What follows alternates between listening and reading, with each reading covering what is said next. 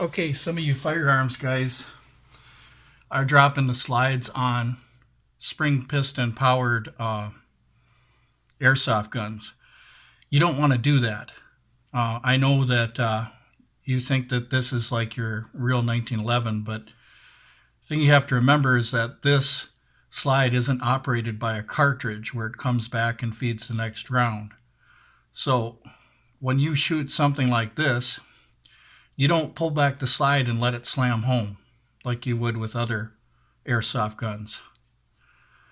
For instance, this one here is a CO2 cartridge one, and the slide doesn't have much tension as far as the spring pressure making the slide go forward. So this CO2 one, this one was designed so that that slide could go back and forth. And then, of course, here's a real firearm right here. And you can let it go forward if you want.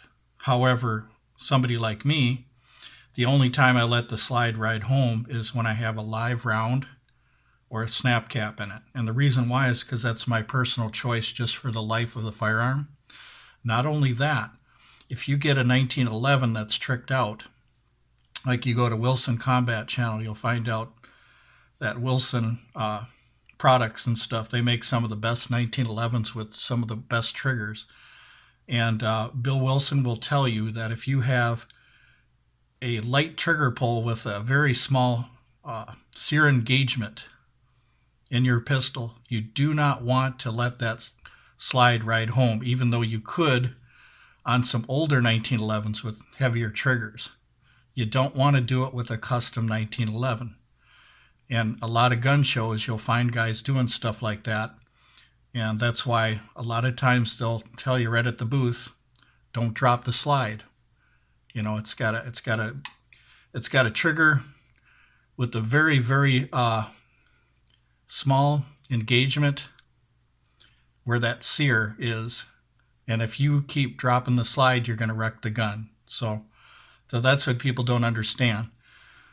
So once again, if somebody sees the 1911, they think, well, geez, I can just drop the slide like I do on my real one. No, you cannot do that. So what I'm going to do is I'm going to clear these like I would all guns, no matter if they're airsoft guns, BB guns, or real guns. We'll start off with this one here. And normally when you clear a 1911, a real one, you're going to drop the slide, or not drop the slide, you're going to drop the magazine. And then you're going to pull the slide to the rear. But in order to do that, you want your finger indexed like this. You want to take it off safety with your finger indexed. You want to pull it back. And then you'll look in the chamber. And then you'll look in the mag well to make sure there's no rounds in there. Now, airsoft guns, you don't have the convenience of looking in the port to see if there's a BB. So you will need to dry fire it once in a while. So that's what you guys have to understand. Now, this slide was meant to feed like this. It was not meant to just let it fly home. If you do that, you're going to break it, okay? You don't want to let it ride home like that. This is not how this was designed. That's why this is 3 or 4 years old and it's had hundreds or maybe even 1,000 rounds through it, is because I take care of it and I know what to do with it. Now, it even shows in the manual that you're supposed to manually do it. You don't just let it slide home. Okay, so this is the first one. This weapon has been cleared, and if you guys are airsoft guns, please, for safety reasons, keep it cocked and locked like this, because when you get a real one, if this hammer is forward, you could have problems depending on what year it is, depending on what kind of firing pin engagement it has. Some of the older ones, if you bump the hammer or something, or you drop it, it could go off. So you always want all 1911s like this. Even if the manufacturer says you can have the hammer forward, I wouldn't do it. I would always have it cocked and locked, because if you have 2 or 3 1911s and they're all different, you want to do the same thing for all of them. You want to have it cocked and locked. So this is just the way you do it. And if you airsoft guns are doing combat drills with each other, where you're actually shooting each other with airsoft guns, what you want to do is have it in holster, and then you flip it off safety when you're on the target. So you don't flip off the safety when it's in the holster. You first get on target and then flip off the safety, fire. Okay, Then what will happen is a real 1911, the slide will come back and the hammer will be like that. And if you don't want to take another shot, once you're off target, you have to make sure that you put it back on safe. So I'm deciding that that target is no longer something I want to aim at, so I'm going to put it back on safe and then put it back in my holster. So that's how you want to do that. So we did a dry fire on this one just to show you guys that this one is unloaded. And let's go to the next one. This is CO2 operated. Now, with the CO2 operated one, you drop the magazine just like all the other guns. Pull the slide to the rear. And this one has no CO2 in it. So what you would do is you'd put a stick down here and drive that BB out of there. And there's no BB in there. And then what you guys would do, if you had a CO2, for instance,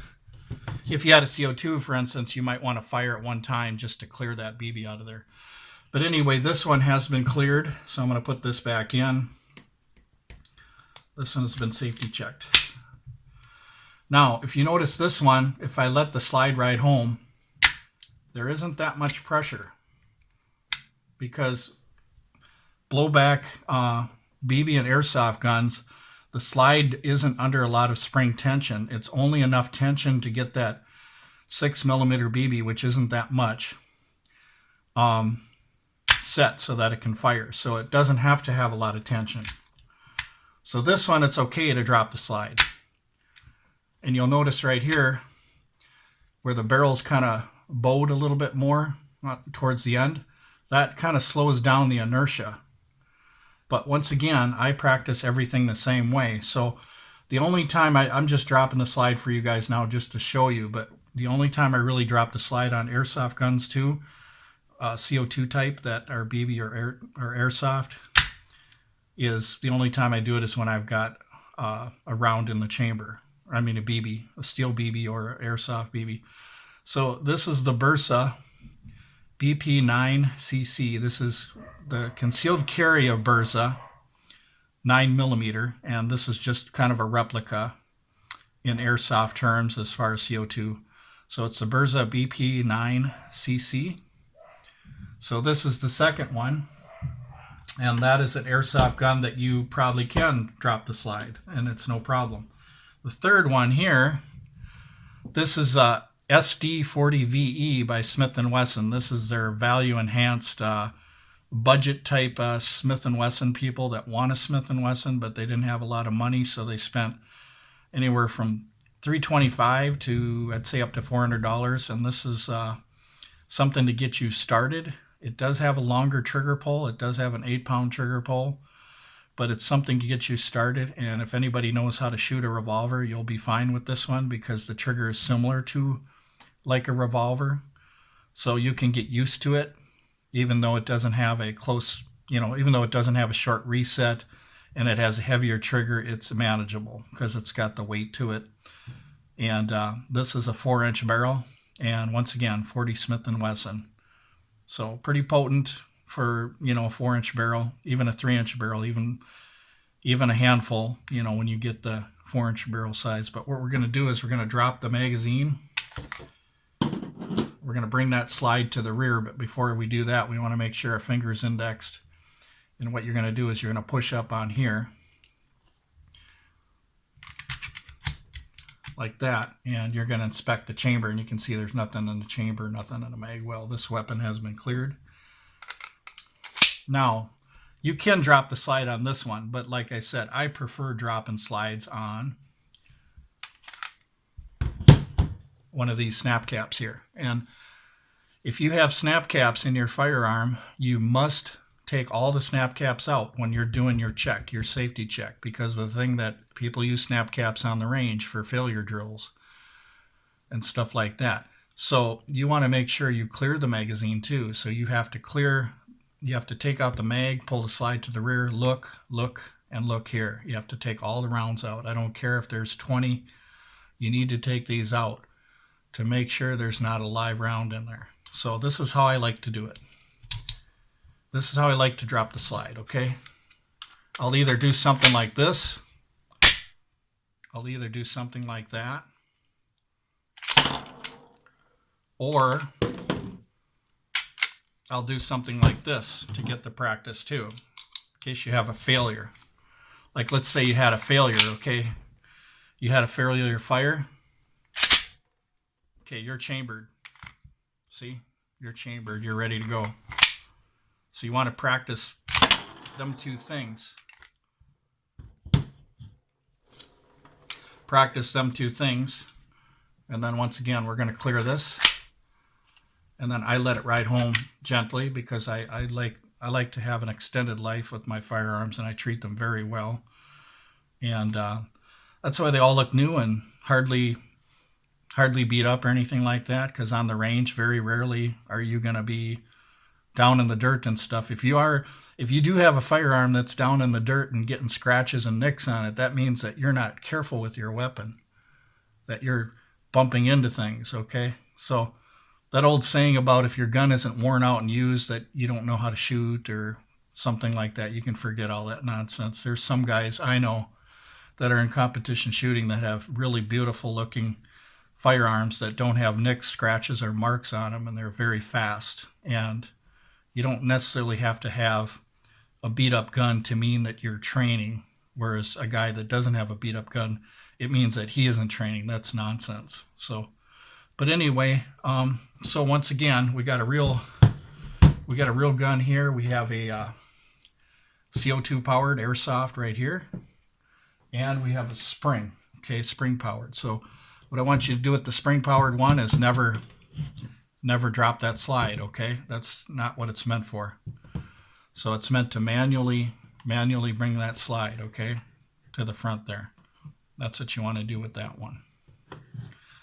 So I just wanted to get on here and say that because, you know, there might be some dads out there that have a kid and they think they know everything. Well, you don't. You don't know things about pellet guns, airsoft guns, because you just automatically think that you only have a 1911 and you have real guns, right?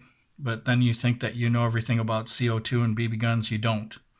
So don't get the idea that you know what to do and your kid or something doesn't know what to do, or your teenager. But a lot of adults use airsoft guns too. So I'm not saying it's just for kids. But what I am saying is that read your manual. In the manual, it shows using that slide like this, not letting the slide ride home and slam into all these parts and start breaking stuff. And that's why this one's lasted for a long time, is because it's used correctly. And if it was another gun, then you'd have to read the directions in the manual to make sure you know what you're doing with these and stuff like that. Even though I could drop the slide on these, I choose not to, but that's just my personal preference. I'm not saying I have evidence to show that the slide is going to, wear out or start breaking stuff or whatever. But the thing is that I prefer to only drop the slide on a live round or a dummy round and stuff like that. That's my personal preference, to keep these guns in perfect condition and stuff like that. Keep them working and functioning properly. But thank you very much for watching the video, you guys.